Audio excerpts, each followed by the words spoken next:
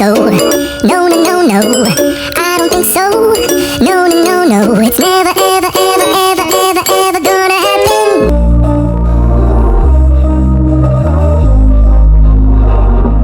We were sparks on quiet streets, two hearts finding where to meet.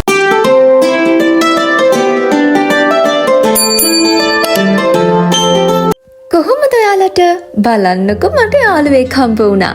එයා මෙතන ඉඳන් මුහුදේ ලස්සන බල ඉන්නවා. ළමයි අද මං ඔයාලව ලංකාවේ කෙළවරටම එක්කන් යනවා. මගේ ජීවිතෙත් පළවෙනි පාරට තමයි මාත් එතනට යන්නේ. මං දැන් නම් ඉන්නේ මුහුද මැද්දේ තියෙන ෆෝට් හැමන් හිල් රිසෝට් එකේ. ඉතින් මම මේ මුහුදු හුලං වැටි මේ ලස්සන view එක දිහා බලාගෙන උදේ ටී එක ගත්තා.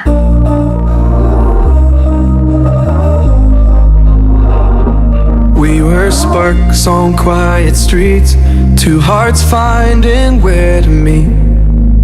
But life pulled us. අපි උදේ කෑමත් අරගෙන හොටෙල් එකෙන් චෙක් අවුට් වෙන්න තමයි හදන්නේ. ඔන්න මේ ලස්සන හොටෙල් එක ගැන සේරම විස්තර දූපතක නිවාඩුවක් බ්ලොග් එකේ තියෙනවා.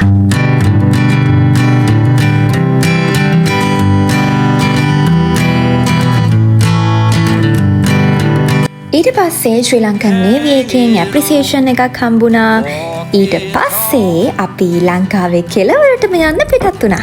Some days I got no use for it all.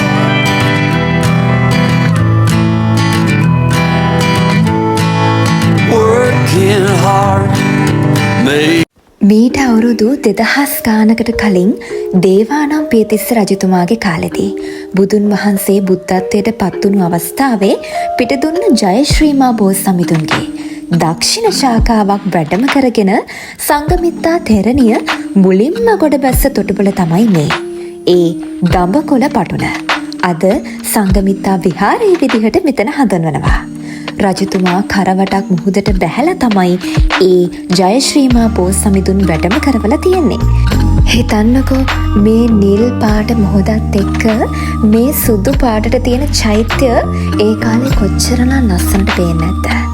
මෙතනට ආවහම දැනෙන්නේ හරිම නිස්කලංක හිතට සැනසීම කියන හැඟීමක්.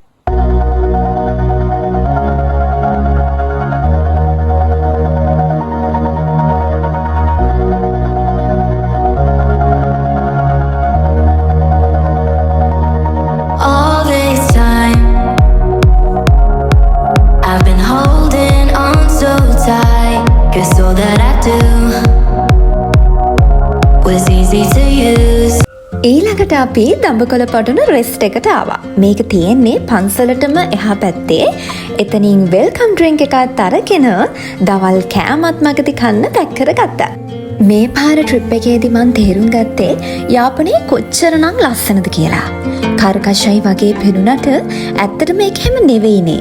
හරියට අපි නරකයි කියලා හිතන් ඉන්න මිනිස්සු ආශ්‍රය කරලා බැලුවහම හරිම හොඳයි වගේ.